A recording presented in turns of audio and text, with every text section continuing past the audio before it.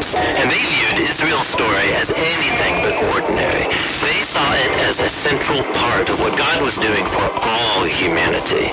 And these prophets were literary geniuses. Really? Yeah, they expertly crafted the Hebrew language to write epic narratives, very sophisticated poetry. They were masters of metaphor and storytelling, and they leveraged all of this to explore life's most complicated questions about death and life and the human struggle.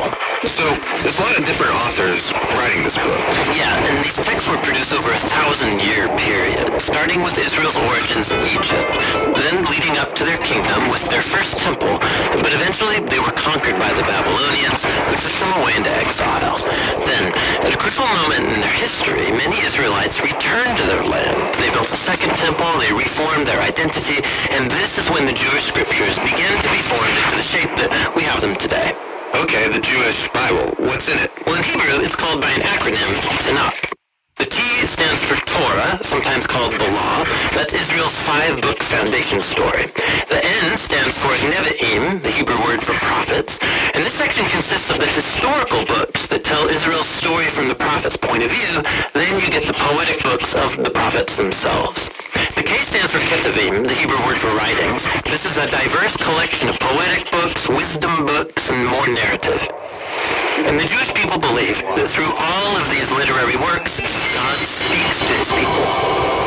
Now, there were other Jewish writings being produced during this Second Temple period as well. Yeah, a really diverse group of texts, and these too were highly valued in Jewish communities. And there was debate from ancient times about whether or not some of these should be considered part of their scriptures. So, this is a lot of different writings over a long period of time. Why did they put them all together like this? Well, altogether, these texts tell an epic story about how God is working through these people to bring order and beauty out of the chaos of our world.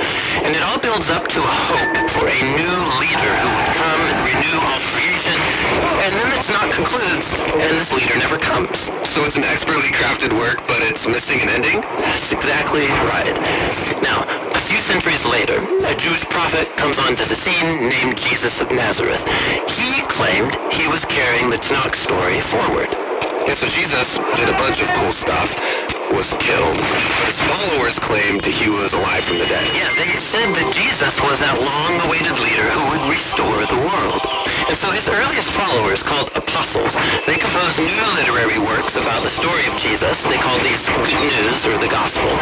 They formed an account called Acts about the spread of the Jesus movement outside of Israel, and then they circulated letters to different Jesus communities all around the ancient world. And they saw these writings as part of the scripture. Yeah, the apostles wrote all of this as the fulfillment of that epic story found in the Tanakh, and they were continuing the literary genius of the Jewish tradition.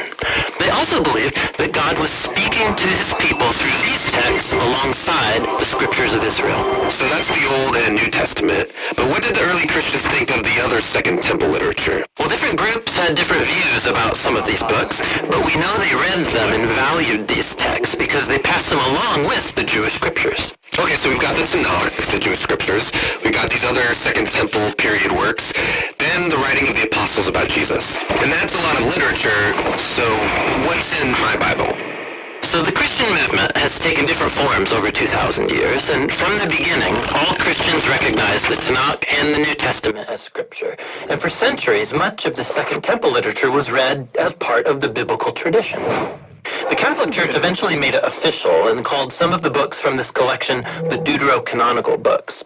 Some Orthodox churches used even more books from this Second Temple literature. And then in the 1500s, during the Reformation, Protestant Christians wanted to go back to the oldest writings of the prophets and apostles, so they accepted only the Old and New Testaments.